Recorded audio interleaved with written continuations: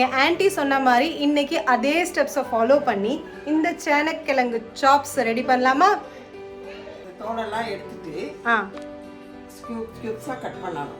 Cut பண்ணி அதை கொஞ்சம் உப்பு கொஞ்சம் லைட்டாக உப்பு மஞ்சத்தூள் போட்டு வேக வைக்கணும். வேக வச்சுட்டு தண்ணியை வடிச்சிடணும். தண்ணியை வடிச்சிட்டு அதில் கொஞ்சம் வெயிலில் உணர்த்தணும். காய வச்சுட்டு அதுக்கப்புறம் எடுத்து எண்ணெயில் போட்டு ஃப்ரை பண்ணணும். ரொம்ப கருகிடக்கூடாது.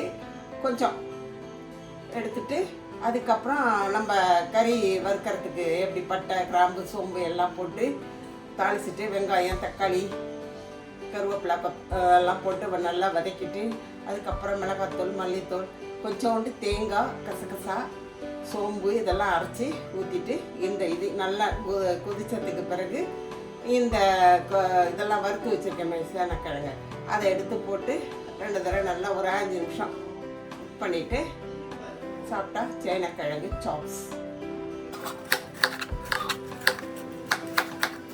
நடந்திருக்கலாம். கொதிக்கிற தண்ணியில் இந்த சாப்ஸை போட சொன்னாங்க. போட்டாச்சு. சொன்ன மாதிரி மஞ்சள் உப்பு அந்த காரக்கண்ணெல்லாம் போட்டு பாயில் பண்ணிட்டாச்சு. ஒரு 5 to 10 மினிட்ஸில் ஐ திங்க் ஸோ இது ரெடி ஆகிடும்னு நினைக்கிறேன்.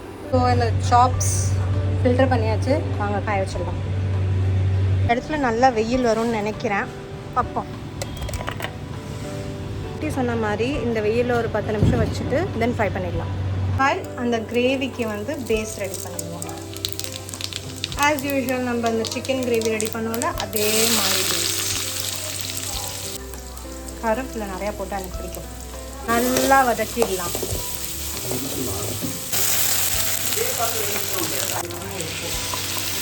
மசாலா போடுற டைம் வந்துடுச்சு. உங்களுக்கு பிடிச்ச எந்த மசாலாவாக இருந்தாலும் நீங்கள் போட்டுக்கலாம். நான் இங்கே கொஞ்சம் சில்லி பவுடர் போட்டுக்கிறேன். மஞ்சத்தூளும் போட்டுக்கிறேன். கொஞ்சம் மல்லித்தூளும் இந்த கரம் மசாலாவையும் கொஞ்சம் போட்டுக்கிறேன். எண்ணெயில் போட்டு பொரிச்சு எடுத்துக்கோங்க. இதில் கொஞ்சம் சோம்பு கொஞ்சம் ஜீரகம் இதுதான் எங்கள் ஆண்டி சொல்லியிருக்காங்க போல சொல்லி. கசகசா பேஸ்ட்டும் ரெடி ஆகிடுச்சு. இப்போது இந்த ஃப்ரை பண்ணி வச்சுருக்க பேர் என்ன இருக்குது காராக்கண்ணை அது இதில் போட்டுக்கலாம். மிக்சர் தேவையான அளவு தண்ணி ஊற்றிக்கோங்க. இந்த தேங்காய் மிக்சரையும் போட்டுக்கோங்க. இப்போ இதை மூடி போட்டு நல்லா குக் பண்ணிக்கலாம். சூப்பரான காராக்கண்ணை சாப்ஸ் ரெடி.